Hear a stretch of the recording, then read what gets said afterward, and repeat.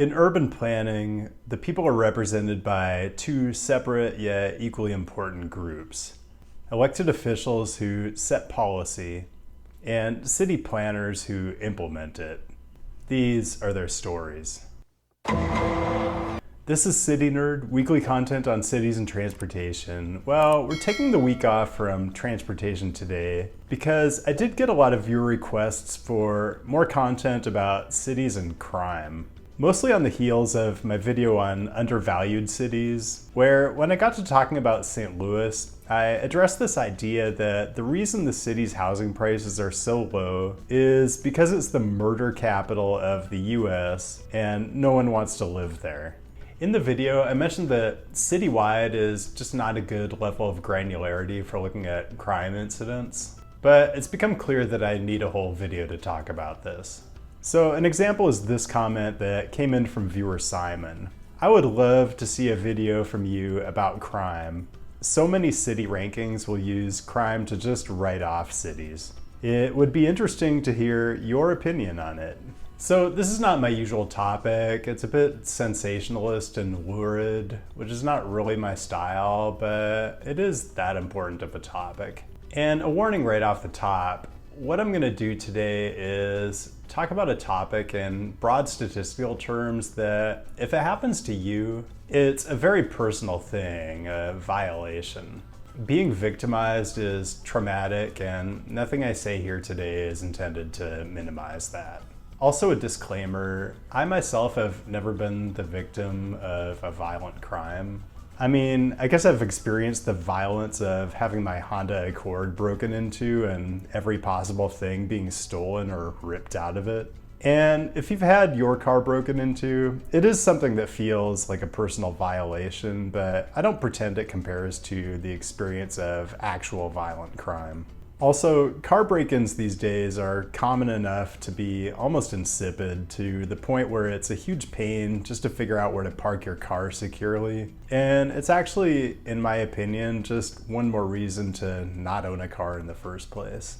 And I want to draw a nexus between today's topic and just the general theme of this channel, which is why cities are good and why it's worth the struggle to try to make them better. And the nexus is this link between crime, or even just the perception of crime, and affordability. Because the thesis for today is the issue of urban crime and how people assess and weigh urban crime when making location decisions creates a big market inefficiency. Meaning there's a disconnect between what the data actually say about the safety of different neighborhoods and cities and the way people view that data and incorporate it into their decision making. This is all pretty well articulated in this article on the Next STL blog. I'm not going to spend too much time talking specifically about St. Louis today, but it is basically the perfect city to use as an example of what I'm talking about, and I'm going to link the article in the description. So first, let's address an important question. At a macro level, is there actually more crime in large cities than there is in small cities or rural areas? Well, yeah, there is. Each year, the FBI tabulates violent crime rates across a range of geographic types and other variables. And the consistent finding is that, yeah, larger cities do have more violent crime per capita than smaller cities. I don't know if this is intuitive or counterintuitive, but here's an interesting research paper that lays out some of the reasons why this might be the case. The paper, Why Is There More Crime in Cities, by Glazer and Sacerdote, investigates three theories for why there's a correlation between city size and crime rate. One, what the authors call higher pecuniary returns, meaning crime pays better in a city because there's just a higher density of wealth and targets. Two, lower probability of arrest and incarceration in larger cities, meaning enforcement is more effective in smaller jurisdictions because everybody knows everybody. And three, urban areas attraction or creation of crime-prone individuals, meaning cities have more of a tendency to break down people's patience, risk aversion, and tendency to follow rules. The authors found that each of these three components explains 10 to 30% of the difference between large cities and smaller jurisdictions. So the story is complicated, but yes, larger cities tend to have higher crime rates. So in my view, the problem comes when people conflate this into really broad statements like cities are crime-ridden hellholes, or the former guy talking about Chicago all the time, which is dumb because Chicago is kind of very average when it comes to violent crime rates. Anyway, when you hear someone saying this kind of stuff, they're really talking about things that they clearly have strong preconceived and largely unexamined opinions about, and it's not connected to any kind of measurable reality. I mean, if we're being literal and we're not thinking about it too much, yeah, St. Louis does have the highest murder rate, but let's be real. Most of the people who spend a lot of time talking about how bad urban crime is are people who don't live in the city, don't like cities, and if they do go to a city, it's to drive through it without stopping. And here's the thing for me, it's just lazy. The city is absolutely the wrong geographic level to be looking at this stuff at. First of all, the distinction between a central city and a metro area is already a bit arbitrary as it is. Some cities were incorporated very early, so the outward growth happened in suburbs that sprang up around them. So for example, St. Louis only accounts for a little over 10% of its metro area population, where a city like San Antonio, which has continuously annexed as it's grown, represents over half its metro area population. Is San Antonio 5 times the size of St. Louis? Yeah, I guess in some sense. But something like this definitely plays havoc with the denominator when you're trying to compare cities. So here's my thought. First of all, crime is a function of much finer-grained geographies.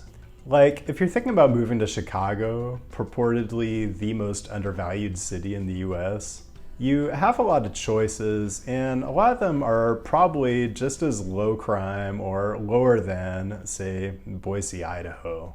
I mean, you can end up in a neighborhood with high crime rates, and obviously there are people who do live in those places who don't have that much economic mobility.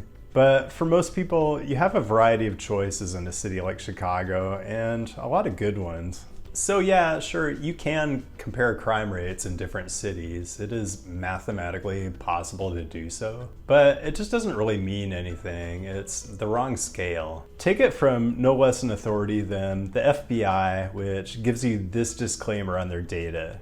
Caution against ranking.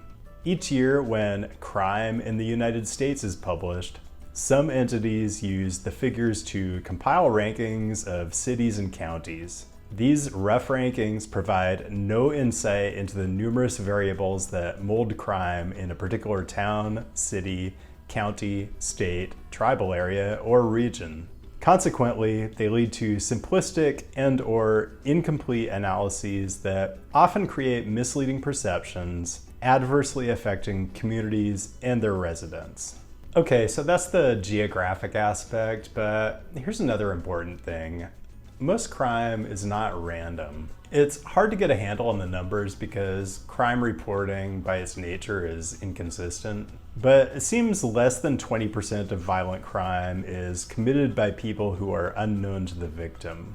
So whether you're victimized seems less a function of what city you live in than the people you spend time with. And maybe place and people are correlated, but again, if you're the type of person who's lucky enough to have independent agency and resources, you have a lot of control over your risk exposure.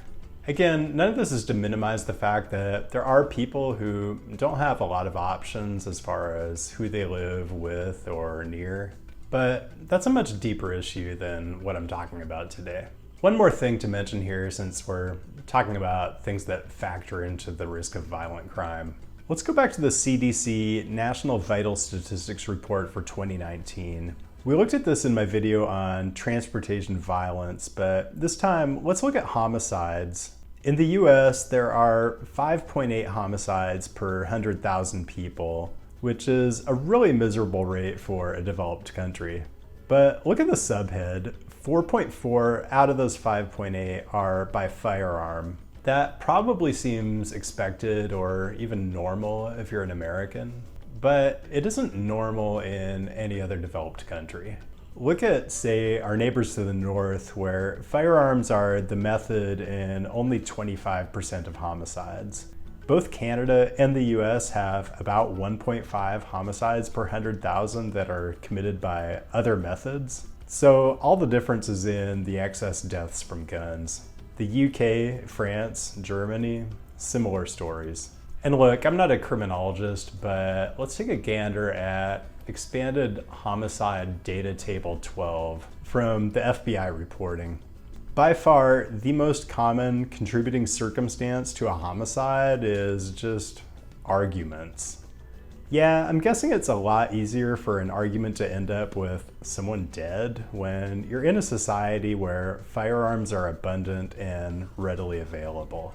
Okay, in a minute, I'm gonna do a fun, arguably, case study that covers a lot of what I've just talked about. But first, brief reminder to drop a like on the video and hit the subscribe if the mood strikes. Patreon and social media are there if you're looking for more of my sparkling personality than you get on the tube.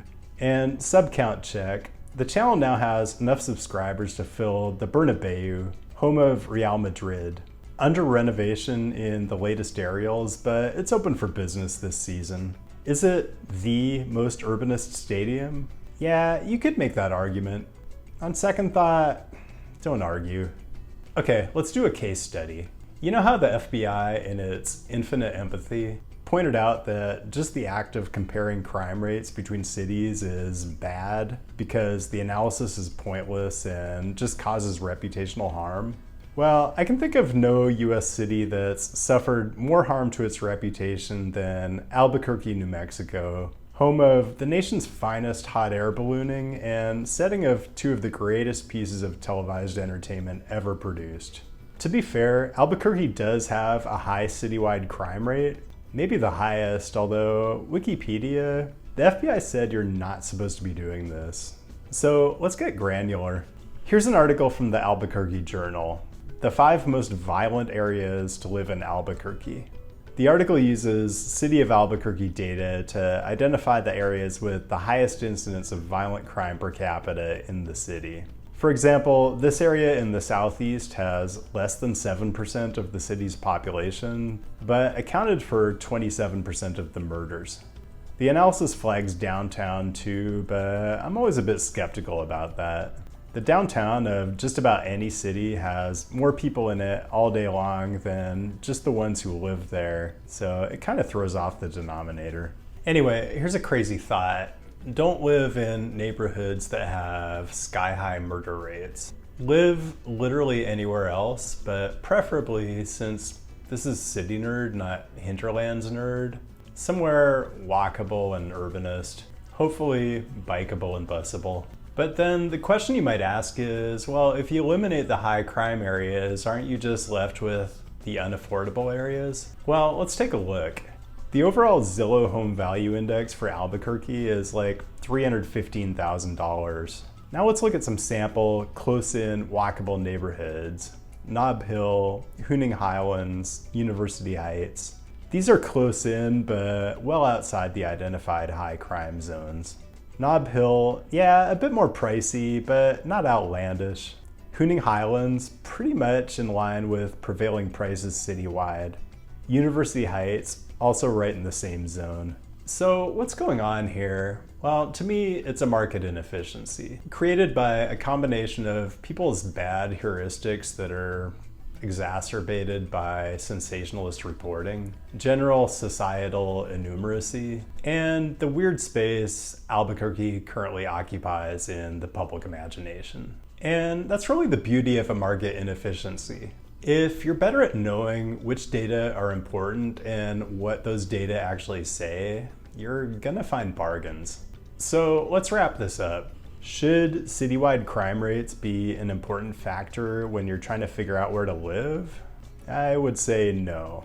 Every city has tough neighborhoods, and some of them have more than others. So dig deeper.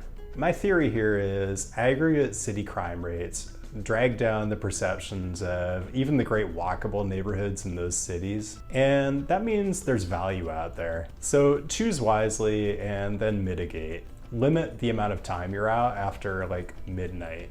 Don't be in a street gang. Don't hang out with idiots. Don't get in arguments with people, especially people who seem unstable and like they might be packing. If you have money, don't be conspicuous about it.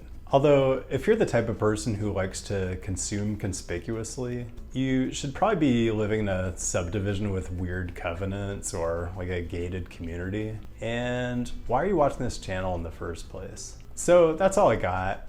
Thanks for watching. And thanks as always to the patrons who keep this channel running like the facsimile of a well-oiled machine. Keep the great topic suggestions coming. I'll be back with a new episode next week, and I'll see you then.